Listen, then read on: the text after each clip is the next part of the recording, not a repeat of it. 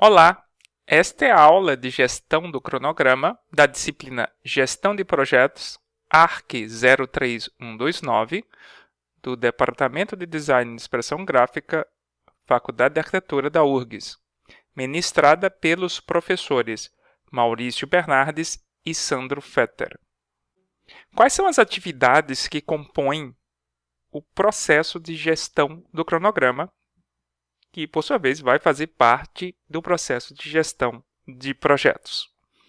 Se a gente visualizar o nosso WBS no ramo da gestão de projetos, nós poderíamos abrir o ramo específico dentro da gestão de projetos para a gestão do cronograma.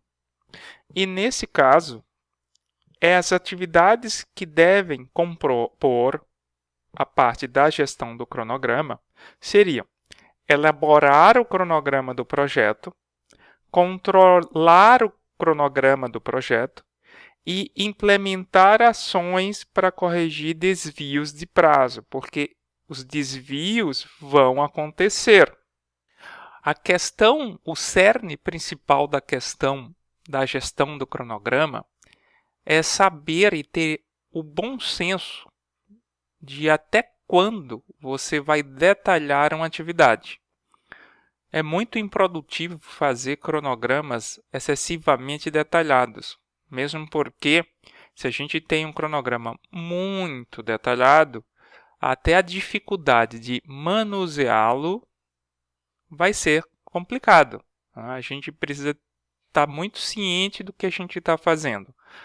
Obviamente, existem projetos que são desenvolvidos, vamos dizer assim, em natureza operacional, onde algumas operações elas vão ocorrer em minutos até, e a quantidade de atividades e operações para a realização daquele projeto é tão grande que realmente pode acontecer de termos um cronograma com um grande número de atividades. Você vai fazer, por exemplo, uma parada em uma fábrica para a substituição de um equipamento. Então, você imagina toda a preparação que o ambiente fabril vai ter antes, durante e até depois. Então, a questão do detalhamento envolve muito a complexidade do teu projeto. Então, às vezes você precisa detalhar muito para ter uma visibilidade em cima de pequenas operações, pequenas operações para poder enxergar como é o encadeamento dessas operações, o encadeamento de algumas tarefas, sabendo que se houver o atraso em uma delas, a gente pode, dependendo de onde ela esteja posicionada no meu cronograma, ela pode atrasar outras atividades, empurrando boa parte de tarefas mais para frente. Então, a questão do detalhamento é muito bom senso, ter bom senso. A quem se destina, para que estou detalhando tanto, saber que detalhamentos grandes vão envolver custos de controles grandes também. Você tem por exemplo, um projeto que vai ter 50 mil linhas e outro que tem 100 linhas. Claro que são naturezas diferentes. Claro que a gente já percebe um de 100 linhas, um de 50 mil linhas. A gente pode já verificar a grande quantidade de itens que no primeiro vai ter com relação ao segundo. Mas o discernimento é importante. Você saber o teu potencial de controle. Quer dizer, você vai conseguir controlar naquele grau de detalhamento. Então, isso é uma coisa que você precisa ter em mente. Então, a gente sabe que quanto maior o número de atividades, maior o trabalho para planejar e controlar. Não adianta você estar detalhando muito um cronograma só porque você acredita que você vai ter mais visibilidade das tarefas. Mas lembre que no momento que eu detalho um cronograma, eu coloco uma tarefa no cronograma, mais detalhada que seja, eu vou ter que entrar a campo dentro da minha equipe de projeto, dentro do meu ambiente que está se desenvolvendo o projeto, para verificar se cada atividade foi concluída. Então, isso é é algo que a gente precisa analisar. A gente precisa analisar. Exemplo. Imagine que você tem uma tarefa que ela pode ser desenvolvida ao longo de 4 dias, dentro de uma semana. Você poderia pegar essa tarefa, essa questão do detalhamento, você poderia pegar essa tarefa e dizer, nossa, eu vou quebrar essa tarefa em outras tarefinhas menores, que elas são capazes de ser feitas em 3, 4 horas. Bom, você está pegando uma tarefa de duração de 4 dias e vamos imaginar que você transforme ela em um conjunto de 20 tarefas de poucas horas para realização, para sua execução, e cujo encadeamento, obviamente, vai dar os 4 dias. Mas aí você imagina a tua sistemática de controle para verificar ao final de cada tarefa em si, se ela foi realmente finalizada ou não. Então isso vai dar um trabalho muito grande. Né? Não que, assim, como eu falei, que você não vá fazer um planejamento detalhado em horas. Alguns projetos vão pedir para que você faça isso. Eu dei o exemplo de uma troca de um equipamento numa fábrica, e isso a gente pode acontecer. Né?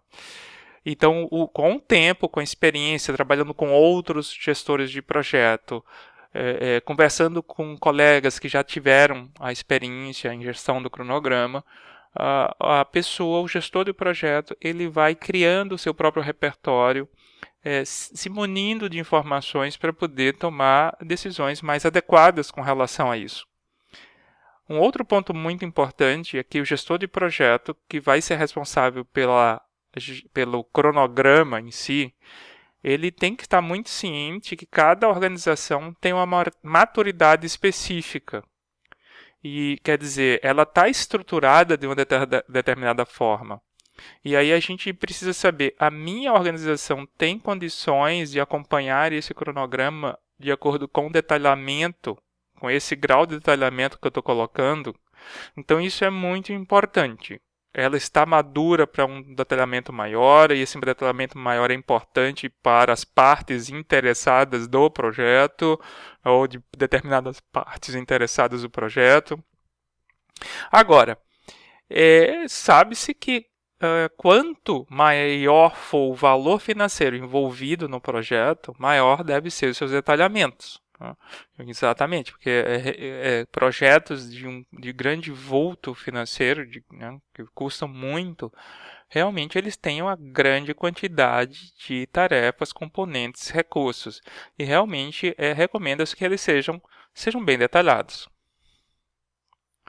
Então, esse detalhamento ele deve ser suficiente para se fazer a estimativa de duração, trabalho, horas e custo do projeto, muito importante.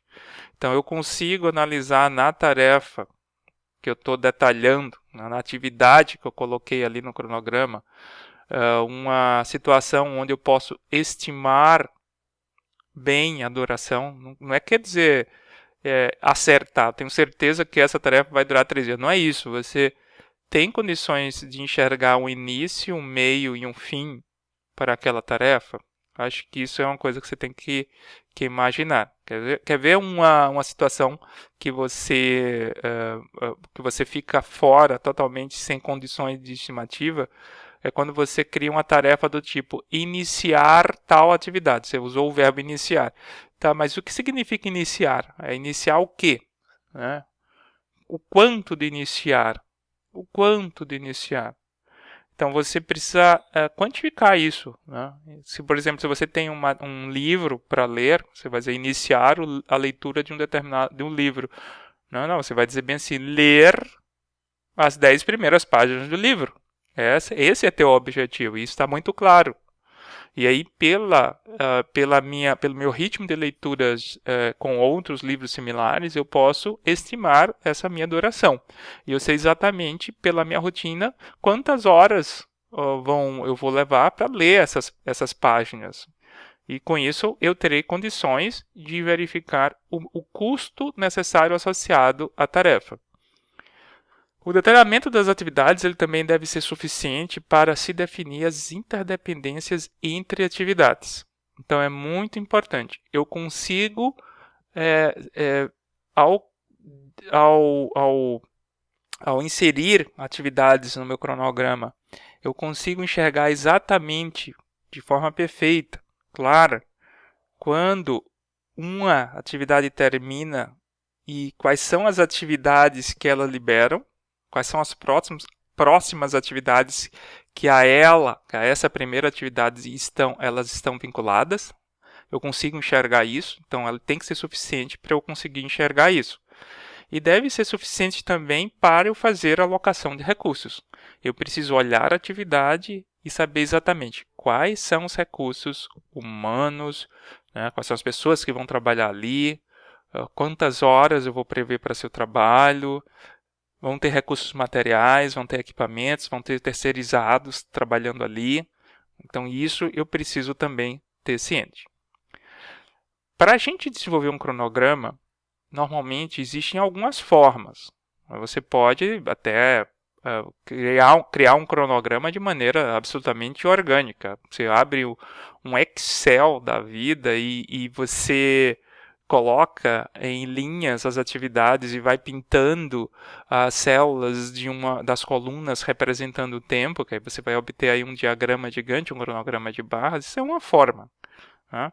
Eu digo para você que não vai ser uma forma muito precisa para você trabalhar, porque fazendo dessa maneira é muito complicado você mostrar como essas atividades estão vinculadas. Você até pode dizer que elas estão vinculadas de alguma forma, mas a vinculação de uma atividade A com a atividade B é importante, porque se A está vinculado com B e eu atrasar a A, esse atraso vai repercutir na atividade B. Isso é muito complicado o Excel mostrar. Então, por isso que a gente precisa ter um sistema que trabalhe com a técnica que me permita enxergar esses atrasos ou adiantamentos. Então, uma das técnicas que se pode utilizar nesse caso são as técnicas de rede, que são extremamente conhecidas, né? Aqui nós vamos utilizar o CPM. CPM significa Critical Path Method. O significado, a tradução é método do caminho crítico. Não adianta traduzir a sigla para MCC, não existe. Se você vai falar de método do caminho crítico, você vai chamar de CPM mesmo. Essa é a sigla do método em si, né? Apesar de eu estou chamando de técnica de rede, o nome dele é um método, mas a aparência, a forma é de uma técnica, mas foi concebida como método erroneamente. O nome deveria ser CPT, mas tudo bem, tá consolidado como CPM, deixa assim. E aí, o que acontece? O que faz essa técnica? Né? Ela apresenta uma ou várias sequências de atividades que possuem folga nula ou muito próximo do zero. Então, você começa a colocar atividades dentro do teu ambiente, né, do teu plano, e você vai vinculando a atividade A com a atividade B, a B com a C com a D, e assim respectivamente. E quando você constrói todo essas vinculações, o que vai a aparência dessa configuração do cronograma será algo parecido com uma rede. Então haverá um caminho ou vários caminhos, nesse caso, onde a gente tem esse encadeamento de atividades que, através de um procedimento do próprio CPM, eu consigo calcular a folga de cada atividade. Então, nós teremos numa rede atividades que vão ter folgas. Por exemplo, eu estimei um período de 4 dias para a execução de uma atividade, mas dentro de uma rede, eu vou poder desenvolvê-la, obviamente, em 4 dias, mas eu tenho ainda uma folguinha de 2, 3 dias. Isso eu vou poder enxergar.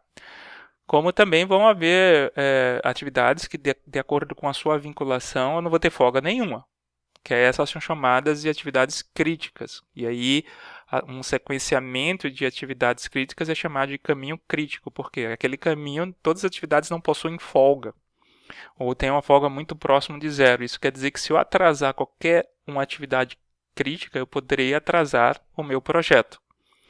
Essa Essa técnica foi desenvolvida pela DuPont na década de 50, teve uma ampla disseminação no mercado, e ela tem uma característica por ser uma técnica determinística. O que significa isso? Significa que o CPM ele utiliza dados parametrizados para a gente conseguir estimar durações. E ao colocar essas estimativas, eu estou determinando um número, por isso que é determinística, determinando um número que vai ficar exatamente grudado em cada atividade, que é a sua duração. Por exemplo, a atividade D de dado vai durar 3 dias. E a gente, então, estou determinando, eu fiz um cálculo, e esse cálculo essa estimativa, eu posso utilizar dados históricos, né, da minha empresa, em projetos similares, onde eu já realizei essas atividades. Eu posso utilizar analogias se eu não realizei essa atividade antes, eu posso ter desenvolvido atividades similares, aí eu posso fazer uma analogia, se naquela atividade demorou 2, 3 dias, eu vou então estimar para 3 dias. Eu posso consultar alguém que já executou essas atividades, que são conhecidos os especialistas, né? Converso com um expert, perguntando, olha, a minha atividade tem essas características, quanto tempo você acredita que vai levar? Né? E aí ele vai nos responder. Né? Mas de qualquer maneira, a gente determina essa duração, por isso que o nome é técnica, por isso que ela é uma técnica determinística. Existe uma outra técnica que a gente não vai utilizar, mas que é muito conhecida também, que é o PERT. O PERT significa Program Evaluation and Review Technique, que é uma técnica de avaliação e revisão de programas. A diagramação dela é praticamente idêntica ao CPM, mas só que a determinação das durações é diferente. Por quê? Porque ela é uma técnica probabilística. Essa técnica ela foi desenvolvida, né, para o projeto seminal dela, foi o projeto Polaris da Marinha Americana, onde se tinha uma prerrogativa de estimar probabilidades na execução de atividades e do próprio projeto em si. Então é um pouco diferente do CPM. Então, qual a probabilidade de eu finalizar meu projeto em um ano ou uma determinada atividade? Para o design é muito complicado você estar utilizando essa técnica, porque o design ele ele desenvolve projetos de único tipo, a gente chama no inglês de one of a kind. Projetos de único tipo. E projetos de único tipo são projetos singulares. Isso aí a gente falou lá na aula introdutória. Então cada projeto é um novo projeto. Então para uma estimativa de durações, a gente acaba utilizando mais não probabilidades, mas sim a gente utiliza uma base determinística baseada muito em analogias. Algumas atividades, como por exemplo pesquisa de similares, você pode fazer uma analogia ou até ter dados de projetos bem similares ao que você está desenvolvendo, onde você tem o dado que você pode utilizar para aquilo. Mas é extremamente complicado a gente utilizar o PERT para o design. Existem algumas formas de representação gráfica das redes de atividades, tanto para o PERT como para o CPM. E esses métodos são o seguinte, veja, se eu representar as minhas atividades através de flechas, né, então cada flecha é como se fosse um vetor, eu vou usar então esse método que ele é denominado de método de diagrama de flechas. Então, a atividade é representada por uma flecha. Então, olha essa atividade aqui, ela tem um evento inicial, ela tem um evento final, essas bolinhas são os eventos, eles têm duração nula, é algo que só delimita o início de uma atividade e delimita seu término. E vejam que elas têm uma conexão sempre com outras atividades. Veja, essas duas atividades elas só podem iniciar quando a anterior terminar, e assim respectivamente. Então, se eu utilizar o método de diagramação ADM, eu quero dizer que a minha atividade vai ser o meu vetor. Mas eu posso fazer ao contrário, eu posso botar a atividade no NOR, né, e as flechas só vão servir então para a relação de precedência, de conexão, de comunicação com as atividades. E aí, nesse caso, eu estou utilizando o método diagrama de precedências. Nesse método, você está percebendo aqui que a atividade 1 libera a atividade 2 e a atividade 3, e a atividade 2 e 3, ao serem executadas, libera a atividade 4. Você não precisa desenhar essas redes, porque o MS Project que a gente está trabalhando, ele faz isso, assim como outros sistemas fazem também. O Project utiliza particularmente o método PDM, o Precedence Diagram Method, que é exatamente isso aqui, para a sua representação gráfica. Este foi o final da primeira parte da aula de gestão do cronograma. Vamos continuar na parte 2.